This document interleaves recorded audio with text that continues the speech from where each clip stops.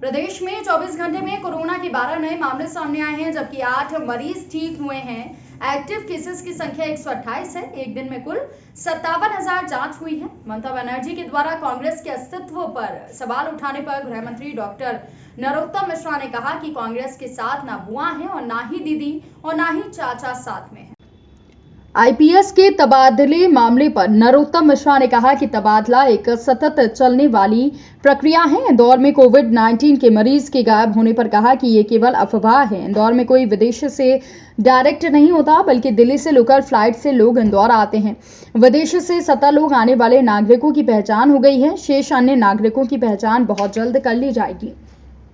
साथ ही कांग्रेस नेता दिग्विजय सिंह के सरकारी संपत्तियों के बेचने के सवाल उठाने के मामले पर गृह मंत्री डॉक्टर नरोत्तम मिश्रा ने कहा कि कांग्रेस ने देश के विकास के लिए कोई योगदान नहीं दिया है। विकास के नाम पर कांग्रेस केवल भ्रम फैला रही है। प्रियंका वाड्रा को लेकर कहा कि गांधी परिवार रोजगार के नाम पर केवल झूठ बोलती है। प्रियंका गांधी भी राजस्थान के युवाओं से झूठ बोली है। आज वही युवा रोजगार की मांग को लेकर लखनऊ में प्रियंका गांधी से गुहार लगा रहे हैं। ममता बनर्जी ने राष्ट्रगान के अलावा देश का अपमान किया और देश का अपमान करने के लिए यूपीए हर कदम उठाने तैयार रहती है। कभी सेना पर सवाल उठाती है तो कभी वैक्सीन पर सवाल उठाती है। ऑक्सीजन का स्टॉक हमारे पास पर्याप्त मात्रा में है। सिद्धि विनायक के दर्शन करने गई थी, यही तो मैं कहता हूं कि और कितने अच्छे दिन चाहिए।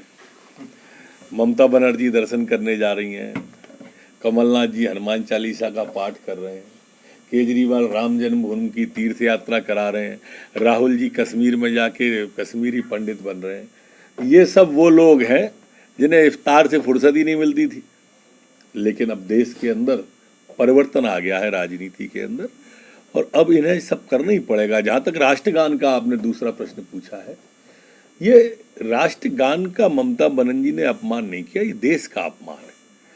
ये पश्चिम बंगाल का भी अपमान है। रविंद्रनाथ टैगोर की द्वारा रचित ये था और उसका भी उन्होंने अपमान किया है। देखिए, मैं प्रारंभ से कहता हूं कि महान भारत को बदनाम भारत ये यूपीए वाले ही करते हैं।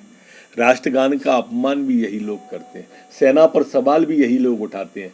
जहां भी वैक्सीन पर सवाल ये लोग उठाते हैं, जहां भी देश का मान बढ़ेगा वहां ये अपमान करने की कोशिश करते हैं। ये सब प्रकारांतर में टुकड़े टुकड़े गैंग के ही लोग हैं। सर, सागर में नेतृत्व में नहीं कर रहे हैं वो।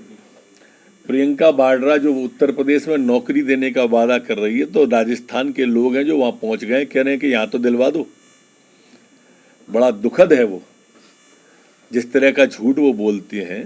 और एक हमारी बिटिया ने तो वहां सुनने में आया कि सुसाइड भी कर ली है। अब वाड्रा जी को सोचना चाहिए कि आखिर एक ही झूठ को लगातार कितने प्रदेशों में बोलेंगे। मध्य प्रदेश में कर्जा माफी झूठा निकला, पंजाब में, छत्तीसगढ़ में झूठा निकला, अब उत्तर प्रदेश में बोल दिया। तो ये पब्लिक है, सब जानती है। ममता बनर्जी ने हम एक नो मास्क नो मूवमेंट करके पुलिस के द्वारा एक अभियान निवेदन हमारी पुलिस करेगी कि मास्क इसका प्रयोग करें। उसके बाद सबको आग्रह वो नो मास्क नो मूवमेंट का विनम्रता के साथ में हमारी पुलिस आने वाले 3 दिन तक करेगी और लोगों को समझाइश देगी। सर, पुलिस अपनी दुरुस्त ही है। हमें जितनी ऑक्सीजन की आवश्यकता उससे 10 गुनी ज्यादा की उपलब्धता है। बाकी तो मशीनरी है, उसको दुरुस्त करने की प्रक्रिया सतत चलती ही रहती है। सर, होमगार्ड को